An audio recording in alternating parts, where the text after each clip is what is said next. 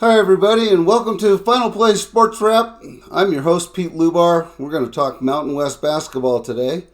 I'm wearing my Avalanche gear because the Avalanche had an historic occasion earlier this week. They played the New York Yankees in hockey in the New York Yankees' first ever hockey game. It's on the schedule. It had to be true. Avalanche were able to win 3-2 in extra innings. So, great win for the Avalanche. Tough loss for the Yankees, who dropped to 0-1 in their hockey life. I've heard they've disbanded the team since then and moved back to baseball. So without further ado, I'd like to talk about Mountain West in general. First bit of news is that University of Northern Illinois has joined the conference. This is an interesting addition for the Mountain West. They're joining in football only. They begin in 2026. They paid $2 million to become part of the conference. And so that gives the Mountain West, I think, 10 teams now overall, and maybe 9 in football, but a lot. It gets us into another time zone, the Central Time Zone. It gets us near a major media market in Chicago and should help with the media rights. It also protects the Mountain West from losing a potential member. I don't know who that is yet, but, for the Pac 7.5 is going to keep trying to steal teams, because they still need one. And I think they'd like to add 2 or 3 more before it's done. So, good ad for the Mountain West. I have heard that there may be another one before the year is out, maybe another ad. So, my speculation is that might be Toledo, it might be Sacramento State, or maybe one of the Texas schools, Texas San Antonio, something like that. I think Texas State is rumored to be going to the Pac-12. So we've got a lot of stuff still happening on the football realignment, conference realignment thing. We'll see how that works out. Meanwhile, this was the 3rd week of Mountain West basketball. And to say that the road is tough in the Mountain West is no joke. There's lots of pitfalls. And, the home teams have a huge advantage. And so if we look at Saturday's games, 3 teams won, 2 teams didn't. We'll talk about those 2 teams. But New Mexico put a big beat down on San Diego State Saturday morning. They won 62-48, 18-3 on the offensive rebound, and 51-35, I think, for total rebounds. So you're talking about a team that came to rebound and dominate and get second chance points, and New Mexico was able to do that, and quite frankly looked like the better team the whole day. Utah State survived Boise State 81-79 in Logan. Boise led by 12 at one point in the first half, but Utah State chipped away, and at the end, with about 20 seconds left, Cardenas hits a 3-pointer, which gives Utah State the victory. So nice game, nice win for the Aggies, who continue to win. And then CSU beat UNLV, who has been playing well, and then put a pretty nice beat down on them, 84-62. Clifford had 22 points for the Rams. So we had that. And then we had 2 road wins by Nevada. Nevada beat Fresno State, and San Jose beat Air Force. Fresno State and Air Force, between them, might win 2 games, and that's because they have to play each other. So there's going to be someone who's going to win one of those games each time, and it'd be surprising if it wasn't Air Force. I think Air Force might be a little bit better than Fresno State, but everyone's going to probably beat both of them at their place. So we'll see. So we got Tuesday and Wednesday, and the home teams win again. New Mexico inexplicably loses to San Jose State by 71-70 on a last-second shot by Latrell Davis.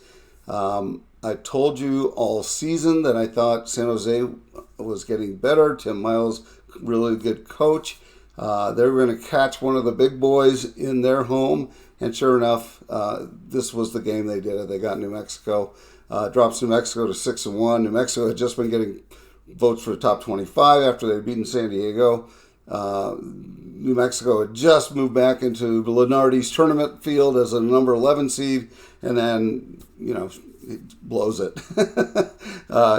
Utah State goes to UNLV. UNLV good at home. UNLV beats them, scores the last 7 points of the game last night to beat Utah State. Utah State's first loss. So they also dropped to a tie with New Mexico at 6-1. Boise's at home and destroys Wyoming, 96-55. If you had Wyoming and 40 points, you lost. So not a good look for Wyoming. Unfortunately, they're better at home than they are on the road, and then this is kind of the result.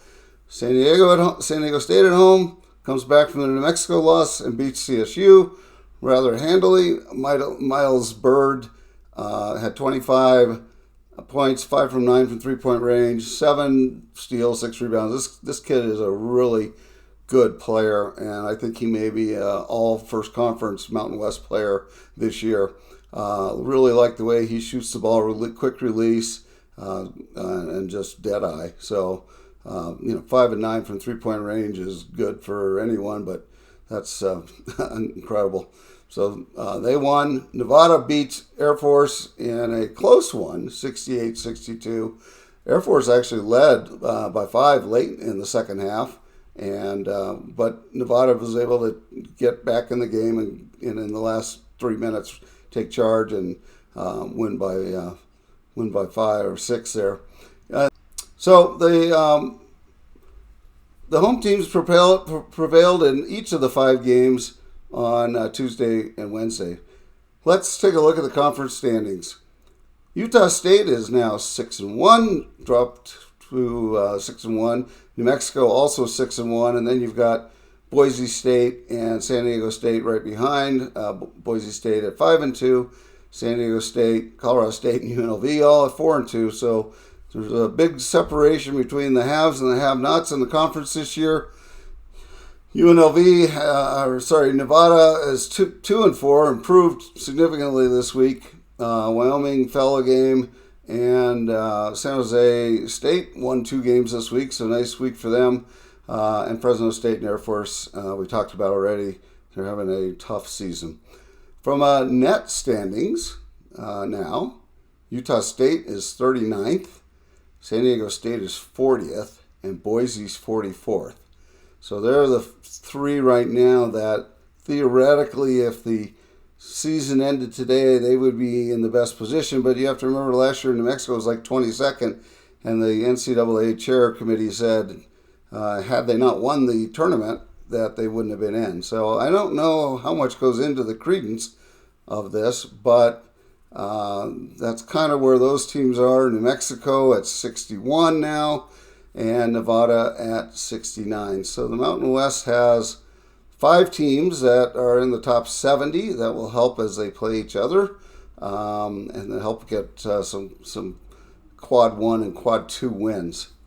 I'm going to play a game that they do at ESPN. I'm going to talk about some blind tournament resumes at this point. It's a little bit early, but we're getting darn near close to February, and that's when it really seems to matter. But I'm going to show you some of the bias from the big conferences versus the Mountain West. So I'm going to put up a couple of examples of teams that are ranked higher than the Mountain West, and you tell me which one you would pick. The first one here has 2 wins in quad 1 and 7 losses. So they've played a lot of quad 1 games. They just haven't won a lot of quad games.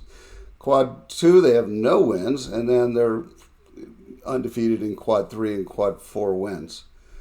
The next team has 2 quad wins, only 3 quad losses, so maybe not as many chances. Same number of wins. They have more quad 2 wins, 2-1. Then they have an undefeated record in quad 3 and quad 4. So if I would look at this, I would say that maybe the team on the right has a better resume.